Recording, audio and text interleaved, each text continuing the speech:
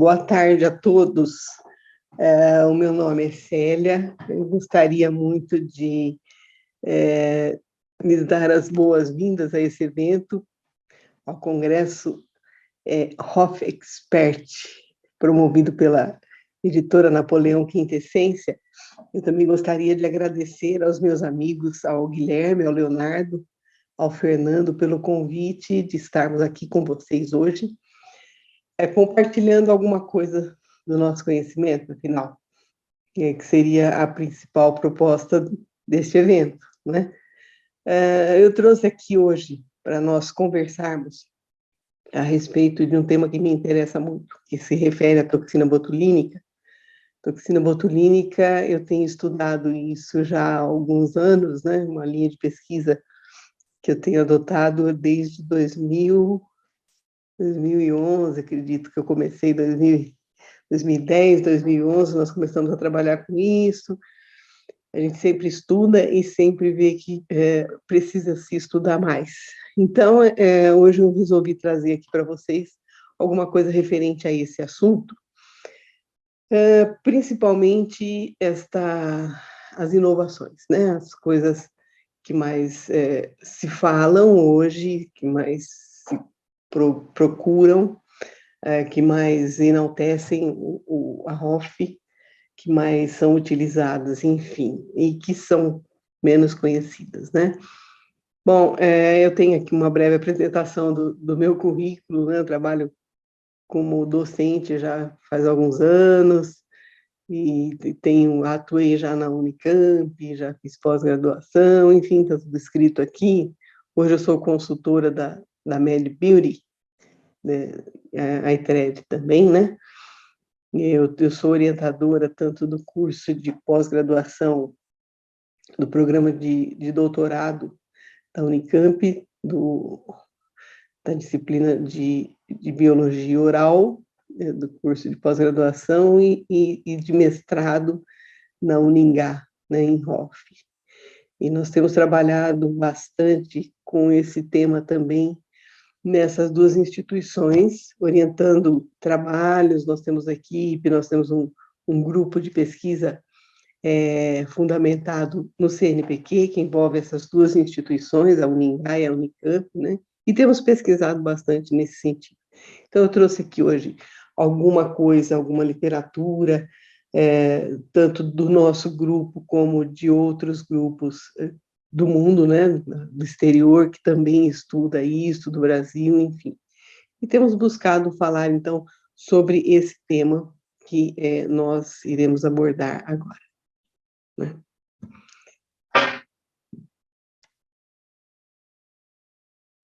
Então, o tema seria evidência científica, vou estudar toxina botulínica, tomando por base as evidências que transcorrem mediante aquilo que é toxina botulínica, especialização, de atualização, curso, vários assuntos da Hoff. E nós temos notado que existe uma certa preocupação do aluno com outras áreas da Hoff, que não a toxina, né? Às vezes você fala para o aluno, olha, vamos fazer, pega aquele paciente ali, vamos fazer toxina aqui, um planejamento assim, não, toxina botulínica eu não quero fazer, eu prefiro fazer fios, eu prefiro fazer uma Hoff cirúrgica, um preenchedor, trabalhar com ozonoterapia, mas a toxina botulínica, então eu coloquei esse slide aqui de propósito, né? A Hoff tem sido tem deixado a toxina botulínica um pouquinho para trás, um tipo de patinho feio dentro da Hoff. Mas, se nós considerarmos bem o que seria a toxina botulínica, dentre os procedimentos praticados na Hoff, ela é, de longe, o mais praticado, não só no mundo inteiro, como no Brasil. Começou com a toxina, depois vieram outros, né, os preenchedores, os bioestimuladores, enfim, os fios, né, hoje se fala muito em fios de lifting facial, não sei o quê, as cirurgias da Hoff, mas a estética, na estética, a toxina botulínica, ela é, de longe, o material mais utilizado dentro da harmonização facial. por médicos, farmacêuticos, dentistas, seja lá o que for. E essa tendência, ela não é mundial, ela é nacional também, e tende a crescer cada vez mais. Dentro do nosso consultório, o paciente vem e fala, eu quero aplicar Botox, não é assim? Quero aplicar Botox, e aí é que depois de um planejamento você verifica outras coisas que têm que ser feitas, enfim, aí você começa a praticar outras atividades dentro da roça. Mas aquela que mais tem marketing, aquela que mais tem procura, apelo, né? Um apelo de marketing, é sem dúvida nenhuma a toxina botulínica. Isso em estética, mas nós temos que pensar em toxina botulínica não apenas como um produto da estética. Não, ela é um fármaco poderosíssimo e que requer estudos. Ela requer muito estudo, muita pesquisa, que é o que nós temos feito, porque dentro da odontologia apenas, nós podemos falar em controle de salivação, nós podemos falar em controle da dor, nas nevralgias, nas disfunções temporomandibulares, nas hipertrofias de músculos da mastigação, nós podemos falar em bruxismo, e hoje já se fala em alguma coisa em controle da depressão, através do uso da toxina botulínica. Isso seria uma vertente muito importante, como eu disse, para um dos fármacos mais poderosos que existem atualmente. A toxina botulínica, como todos nós sabemos, é um veneno, né? Ela é uma das toxinas mais potentes da natureza. E o ser humano conseguiu moldá-lo, conseguiu trabalhar tão bem esse fármaco, que ele se transformou numa substância muito rica, muito boa, e que tem várias frentes de ação, né? Várias frentes de ação. Que nós temos visto, então, na literatura, né? Como a gente usa mais, domina mais a técnica e acaba errando menos. Não é bem assim, não é bem assim. As evidências científicas atuais, elas apontam muito justamente para os erros, né? Para as intercorrências com as toxinas botulínicas, e por isso eu trouxe esse artigo aqui de 2021. Observem, existem alguns eventos adversos que acontecem, e acontecem até com uma certa frequência. Por exemplo, a ptose palpebral, né? Ptose palpebral, principalmente quando ela é usada nas rugas glabelares ou naquelas rugas periorbiculares do olho, né? No músculo orbicular do olho. E aí, o que se faz, o que se diz, como proceder? Olha, observem olho seco, é outra coisa que também é uma coisa, né, um evento adverso que também é muito comentado dentro do consultório. Não, eu apliquei, agora fiquei com o olho seco, uma xeroftalmia, né? Por que será que acontece? Bom, simples, nós temos ali perto uma glândula lacrimal, que ela tem influência da nossa preciosíssima acetilcolina, e aí, no caso, nós temos influência, então, da inibição da glândula, através da inibição do mediador químico, o mediador químico que promoveria a promoção da lágrima, da lubrificação do olho. Mas uma das outras coisas que se repetem com alguma frequência e que incomodam muito, né, são as cefaleias. E isso de um modo especial quando nós fazemos aquelas aplicações em músculo frontal, né, para eliminar as rítides frontais.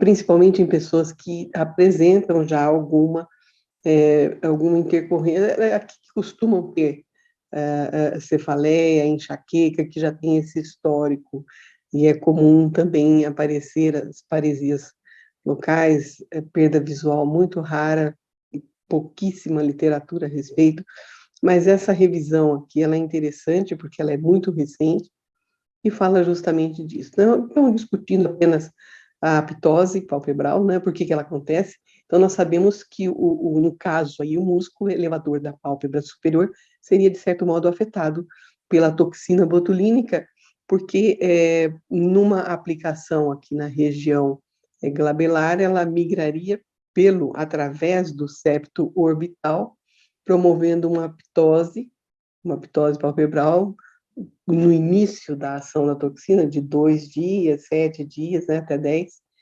após o tratamento. Então, isso aí, o que que nós faremos, né? O que que nós fazemos? Então, neste outro artigo aqui que nós encontramos, aplicação de laser, né? Aplicação de 3 a 5 joules de laser uma vez ao dia, durante 7 dias, você vai espaçando as sessões, e isso daí se reduz com uma certa propriedade. Então, é uma revisão de literatura breve, básica, para aquilo que mais acontece mediante o uso da toxina. São as intercorrências relacionadas à ptose. Outra delas, então, que seria chatinha, né? A que incomoda mais, o paciente às vezes tem náusea, vômito, e aí acaba indo parar num hospital e ele te incomoda depois. Então, seria cefaleias, muito simples. Por que que elas acontecem? Dentro desta revisão, existe também uma conceituação, uma discussão, vamos dizer assim, melhor dizendo, né? Sobre o que acontece no caso do uso da toxina com essa correlação com cefaleia, com enxaqueca pós-operatória. Bom, nós sabemos que os vasos sanguíneos relacionados à meninge, todo aquele processo que promove a enxaqueca, nós temos, então, vasos, veias, tanto veias quanto artérias. E os dois têm aquela constituição muscular na própria veia, na própria artéria. Ela tem músculos ali, e esses músculos também sofrem ação da toxina botulínica, inibindo a acetilcolina nessas condições. Se inibe, existe então um relaxamento do vaso, e se existe um relaxamento do vaso, existe um maior afluxo de sangue nas regiões meníngeas. Então, vem aí uma explicação das principais teorias das causas de enxaqueca, de cefaleia, enfim, né? Então, seria por isso. O que se faz nesse caso? Esse artigo aqui, pessoal, ele é muito interessante. Olha, eu recomendo a leitura desse artigo, porque, na verdade, ele sozinho daria uma conferência sozinho. Ele foi publicado em 2017. Esses autores, eles falam sobre Ong e Felitti. São 2 autores que eles fazem uma prévia, a maneira, explicam vários mecanismos de como acontecem essas dores de cabeça e propõem, então, algumas soluções que residem em repouso, em analgésicos e hidratação, bastante hidratação. Os analgésicos não esteroidais são os mais indicados, são os mais propícios, apropriados para esse tipo de intervenção, né, para esse tipo de problema, mas é o que eles propõem. Mas eu recomendaria a leitura desse artigo em si, porque ele é muito importante, é muito interessante, é muito longo também, não daria para nós discutirmos muita coisa aqui, né? Vamos ver se eu consigo. Aqui, pronto. Bom, esse artigo de revisão da autora, essa Maria Matilde de Melo Espósito, eu respeito demais essa autora, essa pesquisadora. Ela seria ela é uma speaker, uma pesquisadora da Allergan, na verdade, ela é brasileira, uma médica, e ela trabalha bastante com toxina botulínica, então ela nos dá, dentro desse artigo que ela fala aqui, os mecanismos de ação da toxina, ela nos fala do mecanismo de ação tanto no sistema nervoso ortossimpático como no parasimpático. E nós todos sabemos que tanto no sistema ortossimpático como no parasimpático, temos a ação da acetilcolina, que é o elemento, um dos momentos básicos, né, da atividade da toxina. Ela age diretamente sobre a acetilcolina. E no ortossimpático, nós temos, tanto nas fibras pré-ganglionares quanto pós-ganglionares, principalmente naquelas que vão para glândulas, né, mais do que para estruturas. Agora, no parasimpático, nós temos tanto ação da acetilcolina pré e pós-sináptica. Então, isso aí é bem importante. O sistema parasimpático recebe muito mais influência da toxina botulínica do que o sistema nervoso simpático, ortossimpático, né? No caso da odontologia, isso tem uma influência direta sobre as glândulas salivares, que recebem inervação tanto simpática quanto parasimpática, no nosso caso da parótida, de uma maneira particular, para a hipersalivação. Como assim? Hipersalivação cialorreia, elas acontecem com uma certa frequência, deixa eu tirar minha imagem daqui, que aí não atrapalha tanto, né? Elas acontecem com uma certa frequência quando nós temos crianças até 3 anos, isso é normal, perfeitamente normal, hipersalivação, cialorreia, mas a partir dos 3 anos, ela já passa a ser considerada patológica. E a hipersalivação, ela pode ser um problema, né? Porque ela pode ser aspirada, a saliva é altamente contaminada. Nós todos sabemos a quantidade de bactérias que nós temos na saliva. E uma vez aspirada, ela vai parar no pulmão. Nos pulmões, ela então causaria infecções graves, como o caso da pneumonia. Isso aí, de um modo particular, é importante nos hospitais, por exemplo. Só um exemplo, né? Dentre as imensas e enormes consequências de uma hipersalivação, nós vamos falar só dos hospitais. Não sei se todo mundo tem essa experiência aqui, mas a desintubação de um paciente numa UTI, por exemplo, o paciente está lá internado na UTI e ele precisa ser desentubado. Se usam drogas, se usam recursos de sugador, de gases, eu tento enxugar toda aquela saliva na hora, e isso nem sempre funciona. E é nesse momento que o paciente que está internado na UTI aspira a saliva. E aspirando a saliva, ele desenvolve, então, uma infecção, principalmente uma pneumonia. Se ele desenvolve a infecção, ele vai levado para o quarto, desenvolveu a infecção, volta de novo para a UTI.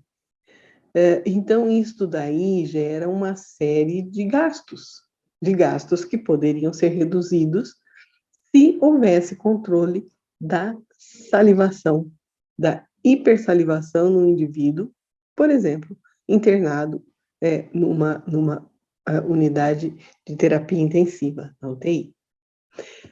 Então, veja só que dentro do nosso livro, nós temos um livro publicado em 2017, nós estabelecemos um pequeno protocolo para a localização da parótida, que é a principal glândula de secreção nesses casos que nós estamos nos referindo agora, né? Ou você faz isso através de ultrassom, quem tem ultrassom melhor ainda, porque aí não localiza apenas a parótida, mas a submandibular também. Mas no caso, se nós não dispomos disso, você faz esse tipo de protocolo muito simples, em que você faz 4, 5 traços, né? Um que vai 1 centímetro à frente, adiante do tragus, até a asa do nariz. Depois, 2 centímetros abaixo desse primeiro ponto, você faz outro traço que vai até a comissura do lábio. E depois, o terceiro traço, que seria no ramo da mandíbula, né? Na região inferior do ramo da mandíbula. E unindo esses 3 traços, você teria outros 2. Um que vai da comissura do olho até a metade do ramo da mandíbula, do corpo da mandíbula, né? E o outro do tragus, daquele ponto que você traçou na primeira instância, no primeiro lugar, até o ramo da mandíbula. E aí você tem, então, duas áreas sobre as quais você vai trabalhar. Define dentro dessas linhas, essas linhas eu chamaria de horizontais, né? Horizontais, oblíquas, 9 pontos. Você pode pôr 6 pontos, 2 para cada linha, 3 para cada linha, 1 para cada linha, dependendo do paciente, dependendo do quadro clínico em si. Aplica 3 unidades, 2 unidades em cada ponto desses, e você tem uma redução da saliva importante. Nós temos aqui um artigo publicado em 2018, onde foram avaliadas 27 crianças com paralisia cerebral e cialorreia severa.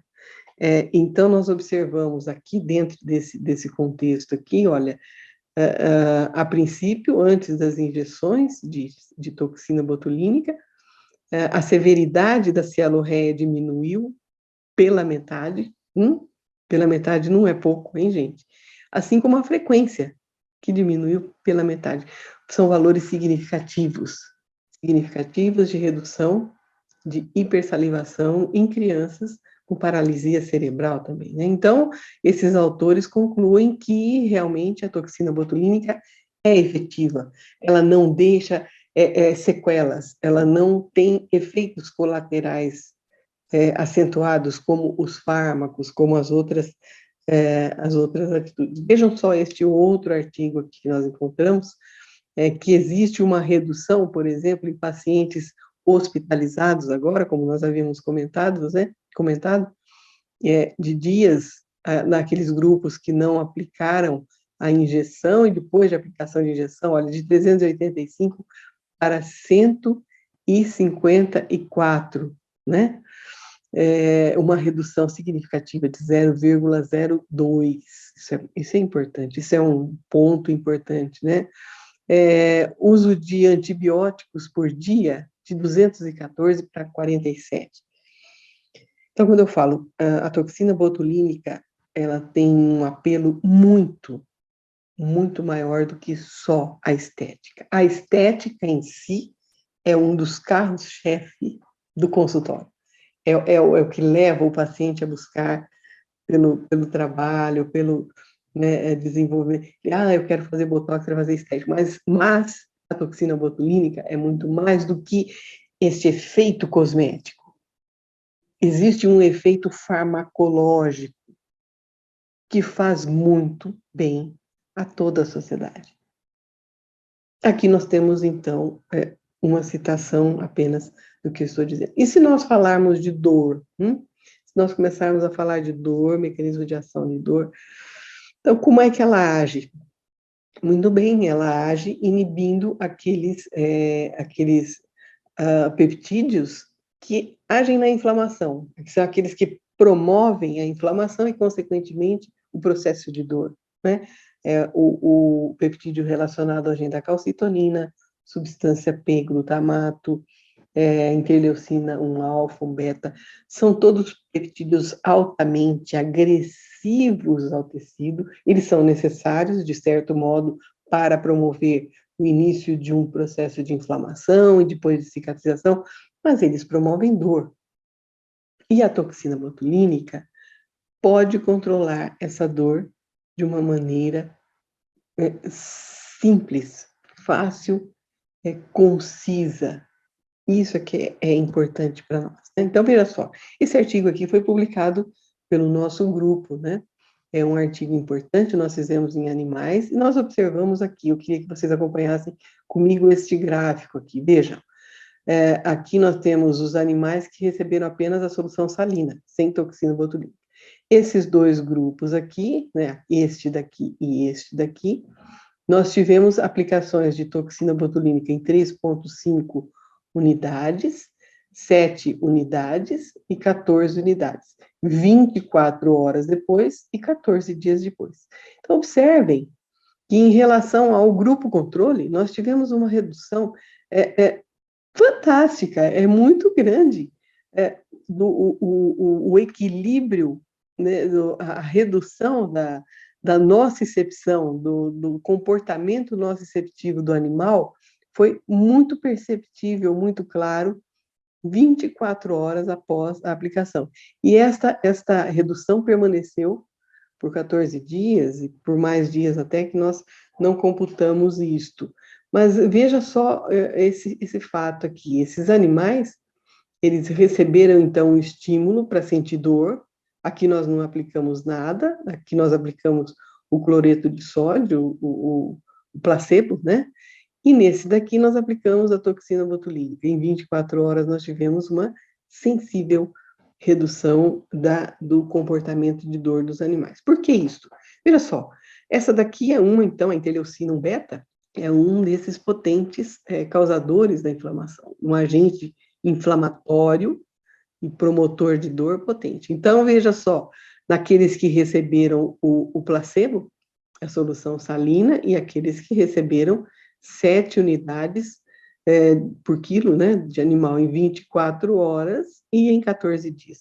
Nós tivemos uma redução de quase zero.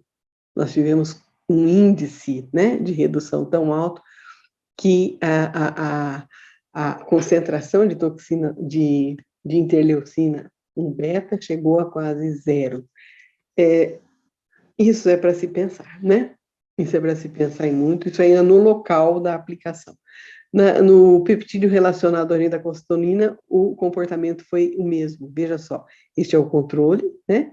Em relação ao tratado em 24 horas, em relação ao grupo tratado 14 dias, nós tivemos a eliminação do peptídeo relacionado à ornidacostonina. E também em relação à substância P, que é outro fator bastante estudado quando se fala de dor, né? De dor. Um grupo tratado com placebo, o tratado com a toxina botulínica em 7 dias, em 24 dias. Então, a nossa conclusão foi a seguinte, que a toxina botulínica, em situações de dor intraarticular, ela reduz de maneira sensível a hipernocicepção persistente de uma artrite induzida, caso, né, experimental, em ratos pela inibição periférica de liberação de neuropeptídeos, esses neuropeptídeos potentes que eu comentei agora, que são responsáveis pela dor, né? Esse também é um outro artigo, deixa eu tirar minha foto daqui, não é tão novo, mas ele fala do glutamato. E observem, eu acho interessante nós discutirmos esse daqui, porque tanto as baixas doses, como 3,5, assim como uma dose alta de 7 unidades, né, de 3,5 unidades, 7 unidades e 15 unidades, promovem redução de glutamato, né, na periferia, na região onde é aplicada a toxina. Isso é importante. Isso aqui é interessante de nós discutirmos. Por quê? Porque se nós temos o mesmo efeito com doses pequenas e doses maiores, melhor usar dose pequena. Melhor usar 3,5. Isso é comprovado cientificamente. Isso é uma evidência científica do que eu estou falando. Então, nós temos alguns pontos aqui, então, já para ponderar, né? A toxina botulínica é excelente em estética, mas ela também é um fármaco que age na salivação e ela age na dor, e que nós temos várias dosagens, e que as dosagens pequenas também são capazes de exercer a sua efetividade. Esse ponto é importante e eu gostaria que nós guardássemos essa informação para mais tarde. Deixa eu tirar a minha imagem para cá, vou tirar essas coisas daqui, porque isso aqui está nos atrapalhando, né?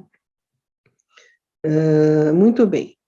Então, esse artigo publicado no ano passado, né? Antigamente se pensava que nos neurônios motores a ação da toxina botulínica fosse essencialmente local, como nós comprovamos no nosso experimento. A toxina botulínica inibe a ação dos nociceptores, daquelas substâncias nociceptivas. Mas depois descobriu-se que ela não age apenas no local de aplicação, mas que por transporte axonal, um transporte retroaxonal, ele sobe pelo neurônio motor e inibe também a transmissão, o transporte transsináptico do estímulo para um neurônio secundário. E que nos neurônios sensitivos agora, ela inibe não apenas no local de aplicação, como nos seus núcleos centrais, né? Então, nós temos aqui o núcleo da célula sensitiva, a terminação nervosa e a terminação central. Esta fotografia aqui comprova a presença de neurotoxina, da toxina botulínica, dentro do núcleo dorsal do nervo trigêmeo. Então, nós já estamos falando de sistema nervoso central. E ela tem ação em neurônios, tanto motores, que promovem, inibem a contratura, a contração muscular, como na dor, e neurônios sensitivos também. Muito bom. Desculpem, vamos ver aqui. Este outro artigo, também publicado no ano passado, faz outra revelação importante.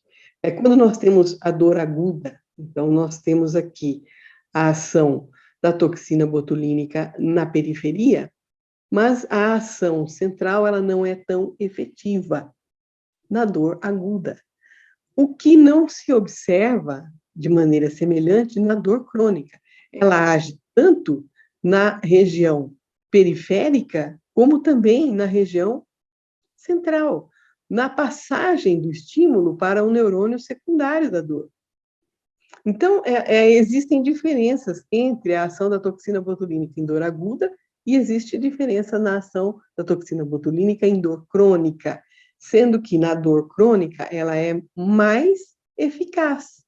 E a dor crônica é uma das piores dores que existe para se controlar, principalmente em nevralgia de trigêmeo, migrânia crônica, nevralgia pós-herpética, disfunção temporomandibular crônica. E nós falamos, então, de um ponto aqui muito interessante que se refere à nevralgia do trigêmeo, né? Então, quando nós temos a nevralgia do trigêmeo, nós temos que nos preocupar com algumas coisas um pouco mais importantes no caso. Veja só esse artigo, então, publicado para o tratamento das dores de cabeça. O que este autor fala, um artigo publicado em 2020, no ano passado, portanto. Ele fala assim, pessoal, essa revisão sumariza a evolução da toxina botulínica no manejo da dor de cabeça, que se desenvolveu nos últimos anos e agora se fala em tratamento de migrânias crônicas e outras disfunções de dor de cabeça, relacionadas à dor de cabeça. No futuro, então, ele propõe isso daqui. E eu quero que vocês, junto comigo aqui, que a gente faça uma reflexão importante sobre essas conclusões aqui de um artigo recente, hein, do ano passado. Ele diz assim, pequenas alterações na sequência de aminoácidos da cadeia da toxina botulínica capacitará ao fármaco entrar em neurônios sensoriais e ali permanecer. Essa dica é importante. Isso não apenas reduzirá os episódios de intensidade da dor, como poderá permanecer como um tratamento definitivo. Quem tem dor de cabeça constante sabe muito bem do que eu estou falando. As pessoas que têm episódios de enxaqueca recorrentes, todo dia tem aquela dor horrível, que inibe, você não consegue trabalhar, você não consegue se concentrar, você não consegue conversar, você só quer ficar num quarto escuro, quieto, tomando remédio e dormindo. Já pensou? Olha, gente, eu estou falando de alguns anos mais, né? Nós estamos em 2021, final de 2021, 2022, em 2023, talvez nós tenhamos o que o autor fala nessa última frase aqui, o que eliminará de uma vez por todas a dor na enxaqueca.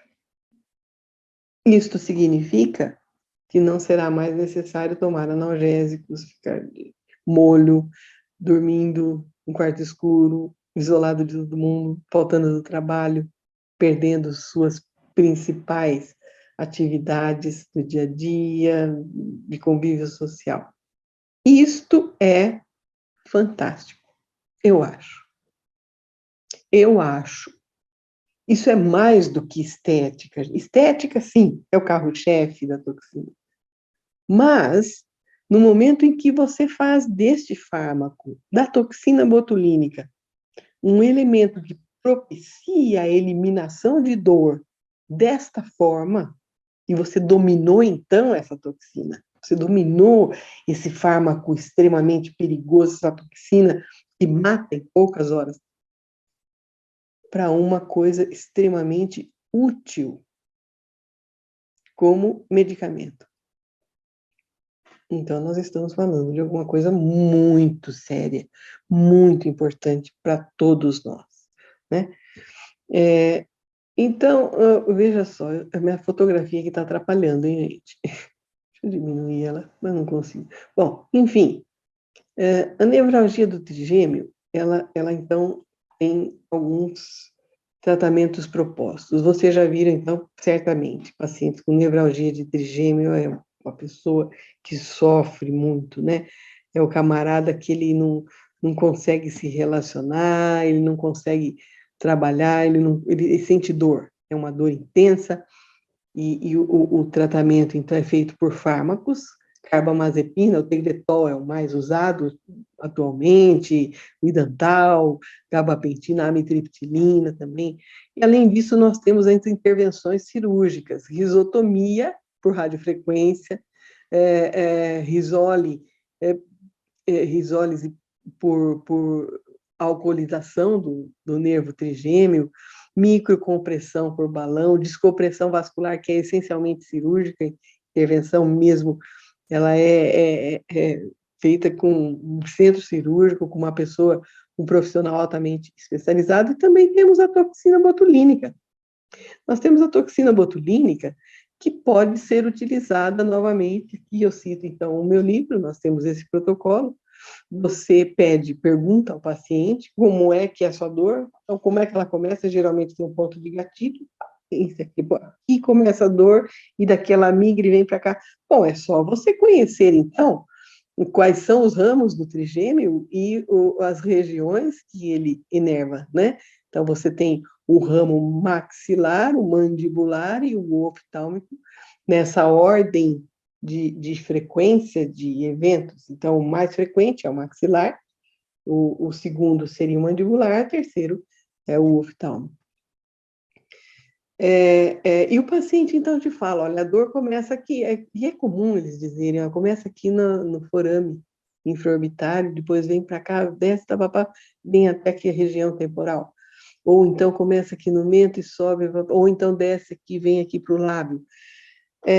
E aí você intervém nessa sequência, nesse sequenciamento, nessa orientação que o paciente lhe dá, e aplica a toxina nessa sequência. E é tão simples, é uma coisa tão fácil, que diminui a dor. Veja só, olha esse artigo aqui, também publicado recentemente, né, por aqui, ele verifica que existe realmente uma chance, uma tendência de que a toxina botulínica possa ser considerada uma alternativa importante de tratamento para as nevralgias de trigêmeo e para as dores neuropáticas periféricas, né?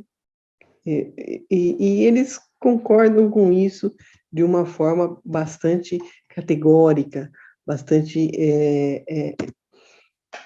bastante consistente. Desculpe, liguei um negócio aqui que não precisava. Vamos abaixar isso aqui. Então, veja só, vou pôr aqui.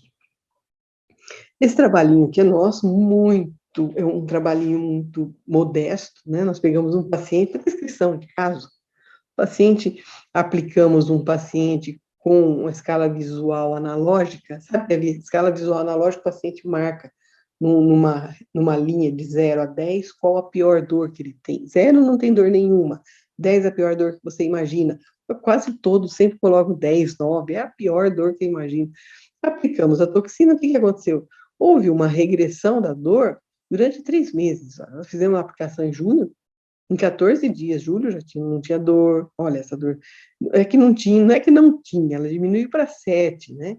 Se manteve assim, depois em setembro ela começou a aumentar, né? Em dezembro já tínhamos a dor novamente, a mesma dor. Mas existem revisões de literatura que são bastante exploradas nesse sentido, né? Praticamente todos os autores que falam do uso da toxina botulínica na nevralgia de trigêmeo, eles usam uma única dose. Essa única dose é aplicada e se observa, então, que reduz. Aí fala, puxa vida, é eficaz. A toxina botulínica é efetiva para o controle da nevralgia de trigêmeo. Então, o que nós fizemos? Um outro estudo muito modesto, tanto que nós nem publicamos, é um relatinho de caso, seria 3 pacientes, 2 deles com envolvimento do ramo maxilar, né? E uma delas com envolvimento do ramo mandibular. E nós fizemos assim, nós aplicamos 5 unidades em cada ponto referido do paciente. 5 unidades, 5, 5, 5, 5, 5, né? E 3 aplicações a cada 90 dias. Então, assim, fizemos uma aplicação, nós esperávamos 90 dias, essa dor tinha um comportamento, como é que ela ficava. Depois que a dor começava a voltar, nós fazíamos uma segunda aplicação. E observávamos novamente, 90 dias, passa a dor começava a voltar, fazíamos novamente uma outra aplicação. E veja o que nós observamos quando esses pacientes faziam as marcações diárias, a cada 3 dias, eles definiam o índice de dor para nós, marcavam ali naquela escala visual, agora numérica, porque tem números, né? Como é que era o comportamento da dor que eles tinham. Então observem aqui, olha que maravilha no primeiro tratamento que nós tivemos. Deixa eu tirar daqui. A primeira aplicação. Olha, os 3 pacientes, né? Começaram com 10, 9. 6 dias depois, você já vê que existe redução no 12º dia, 15º, 18º, 21º. No 24º, gente, nós tínhamos 2 dos pacientes zeraram a dor, que era 10. Puxa vida, então fez um mega efeito.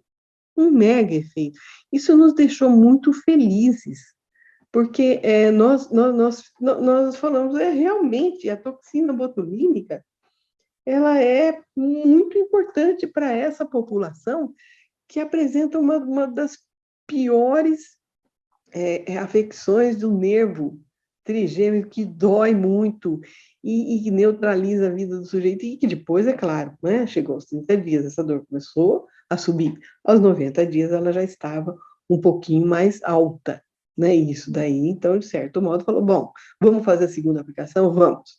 Então, a dor estava lá em cima, não era 10 mais. Chegou aos 5. E fizemos a segunda aplicação. Muito bem. Qual foi o comportamento da dor, então, nesta segunda aplicação? Observem todos aqui, ó. Vejam bem.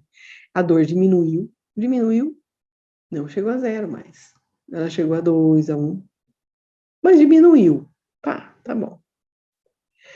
Depois dos 90 dias, ela não chegou, então, até um 5, como foi entre a primeira e a segunda aplicação, mas chegou num 8, num 7, e aí, então, nós fizemos a nossa terceira aplicação. E foi altamente frustrante o nosso resultado para esses 3 pacientes. Por quê? Porque depois que passou o efeito, olha, diminuiu para 4 e 3 não foi mais para 0, hein? E quando voltou aos índices normais. Nós não fizemos uma 4ª aplicação. Não fizemos, nós paramos por aí. Na verdade, esse experimento ele começou com 14 pessoas, nós terminamos com 3. Ele é difícil, porque pacientes somem muito nisso, e por isso nós não levamos esse caso à publicação ainda. Mas nós pretendemos fazê-lo como um ensaio clínico, realmente, né? comparando com analgésicos, enfim. Mas eu quero deixar aqui este propósito. Bom, nas disfunções temporomandibulares, nós temos uma coisa interessante aqui para a gente discutir. Você tem, então, a avaliação do paciente. Isso aqui é característico. Qualquer pessoa que trabalha com disfunção temporomandibular sabe que essas indentações, torus mandibular é comum, essa linha alba, né? Aqui nas bochechas, o paciente que morde bochecha, neste caso que morde bochecha, que está muito indicado, então, uma bichectomia, às vezes, né?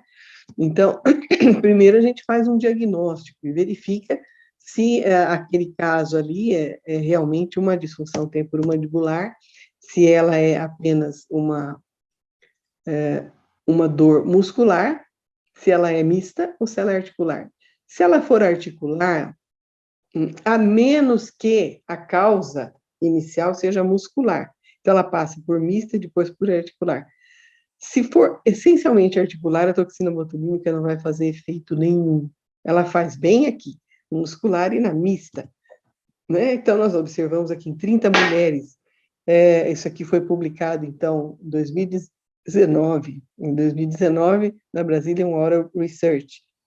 Em 30 mulheres, nós tivemos aqui o controle, olha só, o controle com solução salina não teve redução nenhuma, redução de dor, nada, na escala visual analógica. Aquelas que usaram placa, observem que teve redução. Placa, aparelho de desoclusão, ele é muito bom. É o tratamento ouro, gente. É o tratamento ouro. A toxina botulínica, doses de 30 unidades em masseter e 20 unidades em temporal, apresentou uma redução sensível em 90 dias. Isso aí é um fator que nos interessa e muito, né? Em um outro experimento agora em humanos, nós fizemos com 100 pessoas, só que nós usamos 3 doses de toxina botulínica. Aquela de 30, só que reduzimos para o temporal, 30 masseter, 10 temporal. Depois nós fizemos uma dose maior, de 50 masseter, 20 temporal, e 75 para masseter e 25 para temporal. Todas reduziram por 180 dias. Gente, é fantástica a redução da dor da toxina que a toxina botulínica proporciona. A solução salina não fez nada. A placa teve o mesmo comportamento, reduziu também por 180 dias. Quando nós avaliamos o limiar de dor à pressão, nós observamos que o tratamento salina, o tratamento controle, não teve nenhuma alteração em limiar, continuou o limiar do mesmo jeito, mas a toxina botulínica, as 3 doses e a placa aumentaram o limiar sensivelmente. Bom, e aí nós perguntamos assim, e no bruxismo, como é que fica? O que acontece com o bruxismo? Bom, bruxismo, puxa vida, nós sabemos que temos pelo menos 2 tipos de bruxismo a serem considerados dentro do nosso uso de toxina botulínica, dentro da classificação de bruxismo, o bruxismo do sono e da vigília. O bruxismo do sono, gente, ele não tem muito a ver com estresse, né? Tem mais a ver com eventos do sono, às vezes até como um fator protetivo, né? A pessoa arranja os dentes para voltar a respirar por causa de uma apneia, enfim, dificuldade respiratória. Mas, de certo modo, se você diminui a potência do músculo, que causa o rangimento, que promove você estaria diminuindo o desgaste dos dentes, não é? E isso daí, de certo modo, então, passa a ser considerado um elemento importante. Veja só, bruxismo com desgaste em cúspides, com pequenas trinchas, algumas pequenas fraturas nos dentes, né? Alterações periodontais, hipertrofia de masseter. E nós observamos o seguinte, que quando você tem uma hiperatividade músculo elevador da mandíbula, você tem, consequentemente, uma pressão do côndilo sobre o disco articular, né? E se você tem, veja só, o disco ele não vai ficar sofrendo pressão gratuitamente. O que ele faz? Ele sai do lugar, ele migra. né, na melhor das hipóteses, quando não se altera mesmo morfologicamente. Mas observa aqui, então, nós temos um corte frontal aqui num exame de imagem, em que o disco ele foi para lateral, aqui é medial, né, aqui é lateral. E por causa dessa pressão exagerada, né? Então, o que a gente faz? Como é que é o protocolo? Nós localizamos o músculo, nesse músculo, então, nós fazemos algumas marcações e fazemos a aplicação de toxina. Você não precisa utilizar doses muito altas. Não precisa, depende do músculo, né? E tipo assim, 30 unidades em masseter, 10 em temporal, sabe? 20 unidades em temporal no máximo. Então, olha aqui, dependendo do que você encontra clinicamente, você pode usar 30 unidades no músculo masseter, 10 no temporal, 50 unidades em masseter, 20 em temporal, né? Ou, casos assim, uma quantidade maior, 75 unidades e temporal, 25 unidades. Então, nós teríamos aqui aquilo que a gente já conhece.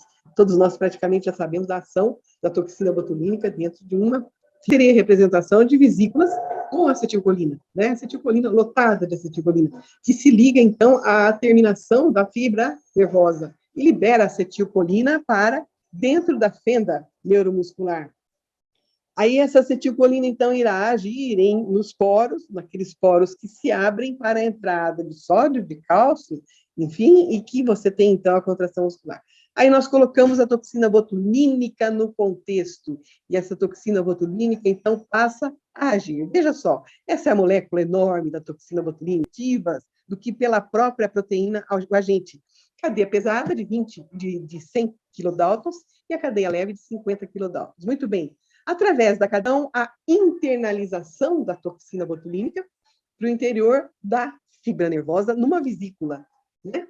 E aí, dentro dessa vesícula, aquela porção mais leve de 50 kilodaltons se destaca. E esta porção mais leve de 50 kilodaltons, então, vai agir clivando a SNAP25, que é justamente o receptor daquela vesícula da acetilcolina. E se não existe a SNAP25 para que haja a interligação da acetilcolina com os receptores de membrana da fibra nervosa, não existe mais passagem do intermediador químico. E se não existe intermediador químico da acetilcolina dentro do contexto da contração, não existe contração muscular. Se não existe contração muscular, então aí tem toda a ação daquele contexto todo, da ação da toxina dentro do músculo, né? Então, no bruxismo, o que ela faz? Inibe a ação do músculo mais potente do sistema estomatognático, que é o masseter. Se inibe a ação, inibe, então, aquela pressão sobre o disco. Se não existe mais a pressão sobre o disco, ele volta à sua posição normal. Este daqui é o mesmo caso apresentado anteriormente, onde ele estava migrado para lateral. Também. Então, são coisas assim. Mas qual que é o primeiro evento aí? É o muscular, não é o articular. Muito bem. Então, eu estou com um pouco de dificuldade para passar isso daqui. Nós temos aqui, então, um trabalho, novamente, um modesto trabalho nosso, em que nós fizemos uma pequena dose de toxina botulínica, no controle da dor, relacionada ao bruxismo do sono e ao bruxismo e até a condição das disfunções temporomandibulares. E nós concluímos que uma pequena dose de toxina botulínica é eficaz no controle da dor crônica relacionada ao bruxismo do sono, mas esse controle tem uma vida curta de 90 dias, e nós já sabemos disso. Só que quando nós fazemos um outro trabalho que foi feito por alguns membros da nossa equipe, em outra condição, foi uma revisão sistemática que se fez, a conclusão a que se chegou foi que parece ser possível que a toxina botulínica seja uma opção de manejo do bruxismo do sono, controlando, né? Eu diria, controlando os sintomas, diminuindo a intensidade da contração muscular. Muito bem. E este é um fato que realmente se observa. Nesse outro trabalho agora da nossa equipe também, feito em 100 humanos, nós fizemos uma avaliação da espessura do músculo masseter e temporal, mediante aplicações de toxina. Então, nós observamos que em doses altas existe realmente uma diminuição por 90 dias, diminuição de espessura, o músculo deixa de agir, ele deixa de ser eficaz. Então, ocorre uma diminuição, um decréscimo da espessura do músculo, e isso é fato confirmado, estatisticamente falando, e através de evidência científica. Quando nós fizemos a avaliação da mastigação, o que nós observamos? Que existe um declínio da performance mastigatória, esse P foi menor que 0,05, durante os 120 dias de avaliação dos pacientes, nos quais nós injetamos a toxina botulínica naquela dose baixa, na dose média, na dose alta. Mas que isso não ocorreu nos pacientes que utilizaram placa. Eu gostaria aqui, então, de fazer algumas observações. Toxina botulínica, excelente. Toxina botulínica, fármaco perfeito. Falei disso até agora. Mas precisa ter cuidado. Precisa ter cuidado com a dose. Porque quando nós falamos que uma pessoa deixa de mastigar bem durante 120 dias, e isso era relato do paciente, eu não consigo comer churrasco mais, eu não consigo mastigar nada. Começou a doer o outro músculo, o pterigoideu medial, lateral, todo mundo que não foram aplicados, é claro, né? Por 120 dias. Isso tem que ser pensado. Pensado pelo clínico, que somos nós. Nós temos que ter essa responsabilidade. Nós temos que saber que estes fatos ocorrem. Então, cuidado com o fármaco, ele é excelente, mas veja bem como você vai usá-lo. Porque quando nós fazemos a atividade eletromiográfica, nós observamos que o controle ficou bem, né? A solução salina não teve alteração nenhuma, a placa não teve alteração eletromiográfica. É sensível, ela baixou, depois ela aumentou de novo, mas ela permaneceu com os níveis não significativos, tanto para músculo temporal como masseter. Aquelas doses baixas, elas diminuíram por 90 dias, 24 dias, 90, no 120, no 180 dias, ela já estava normalizada. Mas, nas doses média e alta, em 180 dias, a musculatura não voltou a ter atividade elétrica normal. Isto preocupa. Isso aqui é uma tese recente, tese feita por nossa equipe também. Observem aqui nesse quadro da esquerda, né? A minha aqui é a esquerda, mas eu estou com a setinha aqui, né? Em 7 dias do controle são animais, né? Grupo controle e o grupo que recebeu a toxina. As fibras estão normais, o grupo controle foi crescendo, o ratinho cresceu e as fibras musculares cresceram também. Ora, se elas cresceram, o rato está normal. No grupo tratado, essas fibras não cresceram, pelo contrário, elas reduziram de tal forma, em 90 dias, que nós observávamos entre o tecido, olha aqui, entre o tecido muscular, as fibras musculares, tecido conjuntivo. Agora eu vou fazer uma pergunta importante aqui. Tecido conjuntivo contrai? Se você tem formação de tecido conjuntivo no lugar de fibras musculares, você vai ter contração muscular, você teve alteração de estrutura, gente. Você teve alteração de estrutura muscular. Isso é muito sério. Isso é muito sério, é muito importante, nós temos que considerar isso dentro do nosso contexto de aplicação, de clínicos. Nós estamos trabalhando como clínicos. Observe aqui a quantidade de tecido conjuntivo no grupo tratado aumentou sensivelmente em relação ao grupo controle. O número de monócitos, o monócito ele vai lá para ver se compensa a fibra muscular, ela tem que crescer, tem que crescer. O grupo tratado aumentou sensivelmente em relação ao grupo controle.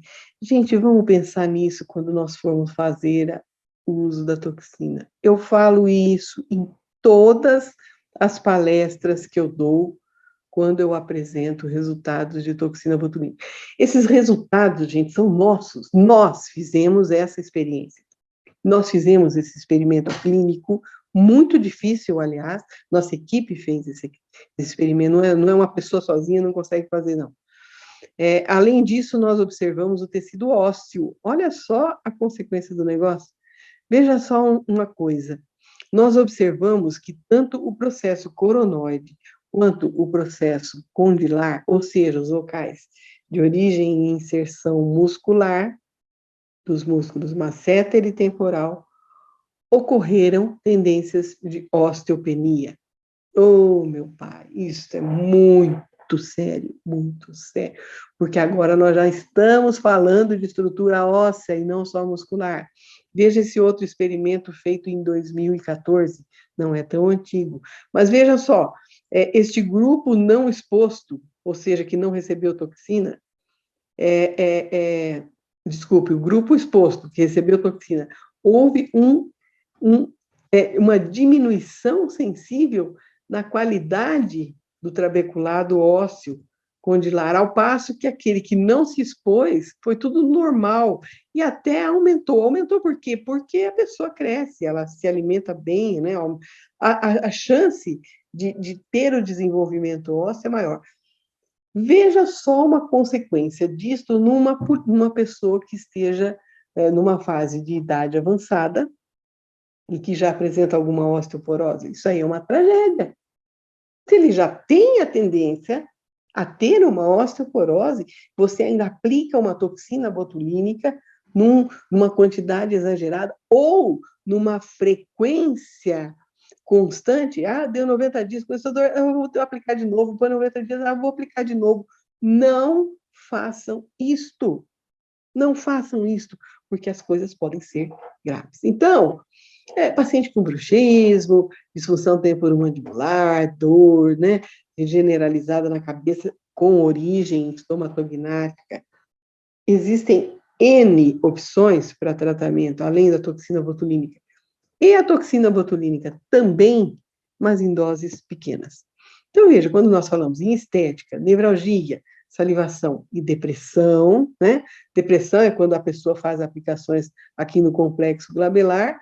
Alguns artigos descobriram que até não apenas o fato de se ver mais bonito, sem rugas, ele melhorou a minha depressão, mas parece que existe alguma evidência de ação da toxina botulínica dentro das estruturas talâmicas, hipotalâmicas, que se relacionam com o processo psicológico relacionado à depressão. Então, quando eu digo assim, toxina botulínica envolve, desculpe, eu voltei muito aqui, envolve estudo, envolve estudo. Por que envolve estudo? Porque não pode haver empirismo. Eu vou repetir. Não pode haver empirismo quando nós fazemos ciência. E a medicina, a odontologia, a farmácia, a enfermagem, os biomédicos, os bioquímicos, todos nós trabalhamos com o ser humano, com saúde e consciência. Consciência. E a ciência não admite empirismo. Sabe aquela história do sujeito que chega e fala, eu já fiz 50 casos assim, e deram certo. Dá certo, a minha técnica dá certo. Não é isto. Não é assim que nós temos que nos comportar. Não é dessa forma, não. Profissional consciente faz as coisas baseadas em evidência científica. E ele faz bem feito. Por quê? Porque ele confirmou, através de todas as maneiras de que ele teve acesso de informação, de que aquilo que ele está fazendo é o melhor, é o mais correto, é o mais coerente. Tá bem? Então, quando eu falo aqui Toxina botulínica é um assunto a ser estudado?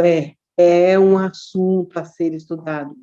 É o mais usado em estética? É usado em estética. Agora, se eu falei tudo aquilo ali de músculo masséter e temporal, porque foram os que eu estudei, quem me diz que isso não acontece na estética, nos músculos da mímica? Existe um outro estudo recentíssimo, de semanas, eu não tive nem tempo de colocar nessa aula, em que lá na Europa já se está falando que tratamento preventivo de rugas em jovens passará a ser proibido. Tá bom? Passará a ser proibido. Por quê? Porque se o paciente tem 20 anos agora e usa toxina botulínica, como é que ele vai ser quando ele tiver a minha idade, 70? Não vai ter osso mais. Bom, então aí ele vai fazer preenchimento. Gente, que é isso? A natureza, Deus, é muito mais sábio que qualquer um de nós. Nós descobrimos coisas que Deus faz, no máximo. Então, toxina botulínica é um assunto a ser estudado, é um assunto a ser levado muito a sério. Gente, era isso que eu tinha para dizer. Eu acho que eu não passei do meu horário. Eu agradeço imensamente, primeiro, aos meus amigos lá da Quintessência, da Napoleão, que conheço desde criancinhas. Vocês iam na FOP com o nosso saudoso amigo Napoleão, seu Napoleão, levava vocês lá, vocês brincavam por tudo, faziam uma arte danada, vocês são nossos amigos do coração de muito tempo. O Fernando, pelo convite que vocês nos formularam. Eu gostaria de ter deixado aqui alguma mensagem. Eu espero ter deixado alguma mensagem que conscientize nossos colegas, que conscientize nossos amigos a terem consciência naquilo que fazem. Estudem toxina. É um assunto fascinante. Muito obrigada de coração. Beijo a todos, beijo no coração de cada um.